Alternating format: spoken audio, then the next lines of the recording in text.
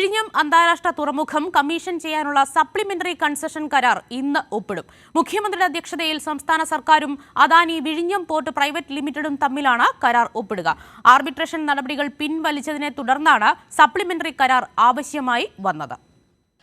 കഴിഞ്ഞ ദിവസം ചേർന്ന മന്ത്രിസഭാ യോഗമാണ് കരട് സപ്ലിമെന്ററി കൺസഷൻ കരാർ അംഗീകരിച്ചത്. നിയമവകുപ്പിന്റെയും അഡ്വക്കേറ്റ് ജനറലിന്റെയും ഉപദേശം തേടിയ ശേഷമാണ് സപ്ലിമെന്ററി കരാറിന് മന്ത്രിസഭ അനുമതി നൽകിയത്. ഇന്ന് രാവിലെ 10 മണിക്ക് മുഖ്യമന്ത്രിയുടെ അധ്യക്ഷതയിൽ സർക്കാരും അദാനി പോർട്ട് പ്രൈവറ്റ് ലിമിറ്റഡും തമ്മിൽ കരാർ ഒപ്പിടും.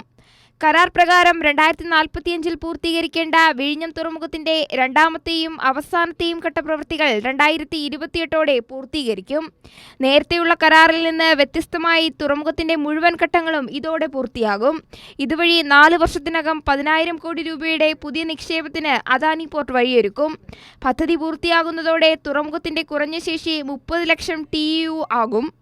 കോവിഡും ഓഖി പ്രളയം ഉൾപ്പെടെയുള്ള പ്രകൃതിക്ഷോഭങ്ങളും കണക്കിലെടുത്ത് പദ്ധതി കാലയളവ് 5 വർഷം നീട്ടി നൽകും. പദ്ധതിക്ക് കാലതാമസം വന്നതിനാൽ പിഴയായ 219 കോടി രൂപയിൽ 43.8 കോടി രൂപ സംസ്ഥാനം പിഴയായി ഈടാക്കും.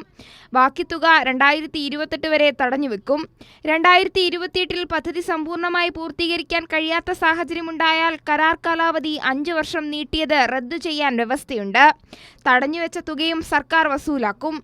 കൈരളി ന്യൂസ്, തിരുവനന്തപുരം.